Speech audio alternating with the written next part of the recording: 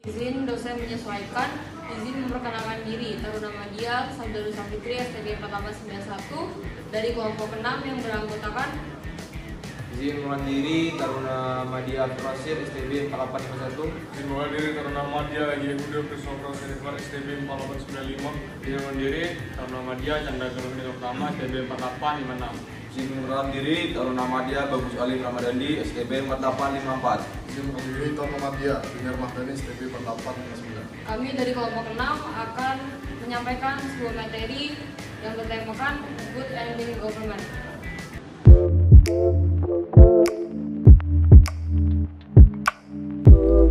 Assalamualaikum warahmatullahi wabarakatuh. Izin penjabat pembina dan dosen menyesuaikan, izin memperkenalkan diri Taruna Madya Sabda Safitri STB 4891 Prodi Manajemen Masyarakatan kelas A.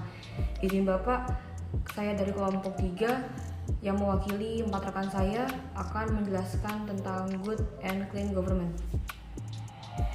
Good and clean government memiliki pengertian segala hal yang terkait dengan tindakan atau tingkah laku yang bersifat mengarahkan, mengendalikan, atau mempengaruhi urusan publik yang bersifat baik dan bersih. Dalam konteks ini, pengertian good governance tidak sebatas pengelolaan lembaga pemerintahan saja, tapi menyangkut lembaga pemerintahan dan non-pemerintah. Good governance juga dipahami sebagai penyelenggaraan manajemen pemerintahan yang solid dan bertanggung jawab yang sejalan dengan prinsip demokrasi serta pemerintahan yang efisien dan pemerintah yang bebas bersih dari kegiatan kolusi, korupsi, dan nepotisme.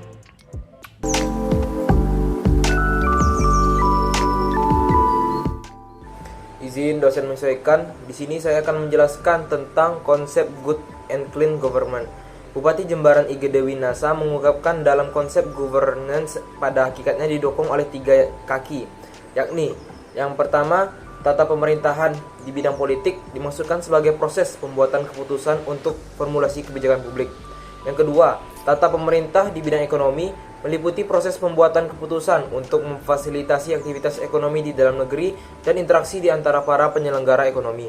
Yang ketiga, tata pemerintah di bidang administrasi berisi implementasi kebijakan yang telah diputuskan oleh institusi politik.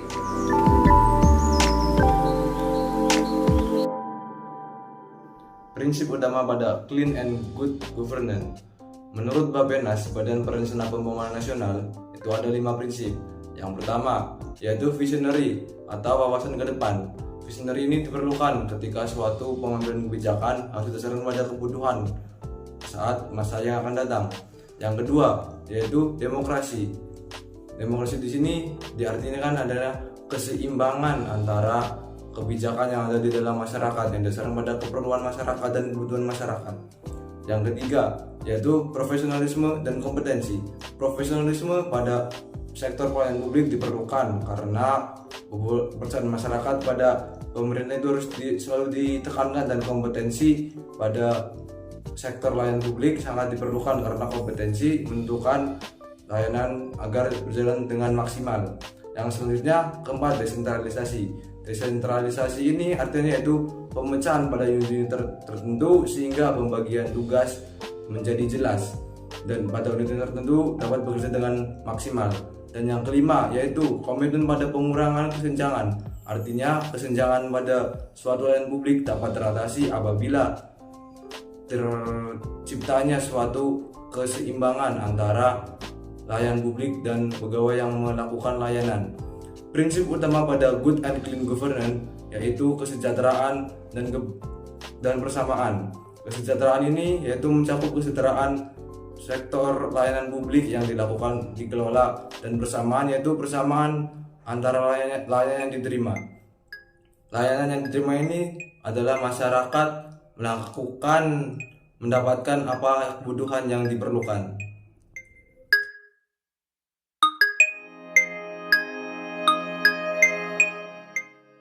Relasi negara dan masyarakat dalam konteks penciptaan good and clean government.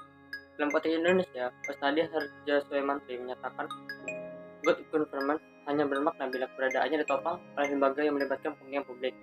Jenis lembaga tersebut adalah sebagai berikut. Yang pertama, ada negara. Dalam hal ini bertugas menciptakan kondisi politik, ekonomi, dan sosial yang stabil, membuat peraturan yang efektif dan berkeadilan, menyediakan public service yang efektif dan akuntabel, menegakkan HAM, melindungi lingkungan hidup, dan mengurus standar kesehatan dan standar keselamatan publik.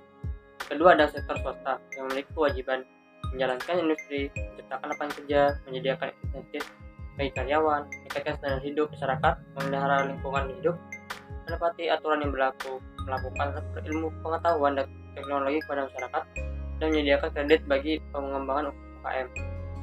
Yang ketiga ada masyarakat sipil yang berfungsi sebagai sarana check and balance pemerintah, mengawasi penyalahgunaan kewenangan sosial pemerintah, mengembangkan SDM, dan berfungsi sebagai sarana berkomunikasi antar anggota-anggota masyarakat. Kemudian ada hambatan dan penerapan good and clean government. Secara lebih rinci, ada beberapa penyebab munculnya tindakan tersebut, antara lain ialah yang pertama, mengendornya dimensi kerohanian dalam pola hidup modern yang materialistik. Kedua, ada pengawalan rakyat kepada penguasa. Tiga, ada tradisi upeti baik secara paksa oleh penguasa. Dan yang keempat, ada gengsi dan harga diri.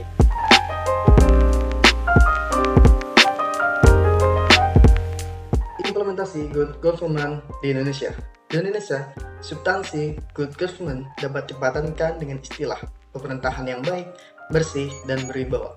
Dalam pemerintahan yang baik, berbagai tindakan pemerintahan negara bertanggung jawab atas kekuatan sosial, budaya, politik, dan ekonomi. Kepemerintahan yang memiliki kemampuan untuk menciptakan suasana yang nyaman dan menyenangkan bagi semua pihak dalam suasana kepemimpinan demokratis yang mengarah pada masyarakat yang adil. Legislatif dan yudikatif adalah pihak yang dimaksud dalam kepemerintahan ini. Saat ini, kenyataannya adalah bahwa virus korupsi, kolusi, dan nepotisme atau KKN semakin menyebar di dalam birokrasi Indonesia. Sejalan dengan prinsip demokrasi, partisipasi